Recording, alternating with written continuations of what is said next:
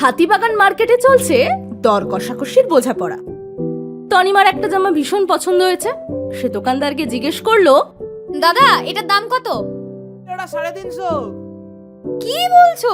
মাথা ঠিক আছে তোমার? আগের সপ্তাহে নিয়ে গেলাম 50 টাকায়। 50? পাগল নাকি? একদমই না। তুমি দেবে কিনা বলো? দিদি এ নিন 500 টাকা রাখুন, যেখান থেকে পেয়েছেন সেখান থেকে আমাকে কটা এনে দিন। বাজারটা খুবই খারাপ, বুঝলেন তো? হ্যাঁ হ্যাঁ, দাও দাও, কিনে এনে দেবো, ডজন খানেক এনে দেবো। বাবা, বাবান বাবান, ঘুম থেকে ওঠ, বললি যে বেরোবি, ওঠ রে। চট জলদি ঘুম থেকে উঠে রেডি হয়ে বেরিয়ে পড়লাম গন্তব্যে। মাথায় কষে যাচ্ছি তখন থেকে দর কষাকষির হিসেব, মানে দামটা একটু কমিয়ে নেব আর কি করে। 5 মাথার মোড় আসতেই নেমে পড়লাম বাস থেকে। শুরু থেকেই শুরু করব কেনাকাটা।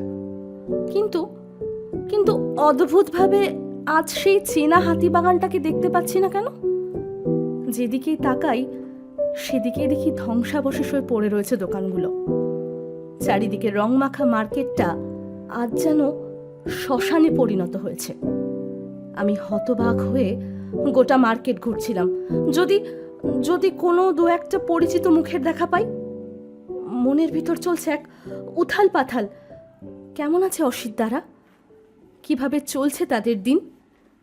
আমার পুজোর জামাটা তো আমি অন্য কোনো শপিং মল, অন্য কোনো দোকান থেকেও কিনতে পারি, কিন্তু কিন্তু অসিতদাদের ঘর চলবে কি করে? তাদের পুজোর জামা কাপড়গুলো তারা কোথা থেকে জোগান নেবে? কেমনই বা কাটবে ওদের ছেলেমেয়ের পুজোগুলো বা ওদের পুজোগুলো? এই প্রশ্নের উত্তর খুঁজতে এবং এই প্রশ্নের উত্তরের সমাধান করতে আসুন না পাশে দাঁড়াই ওনাদের।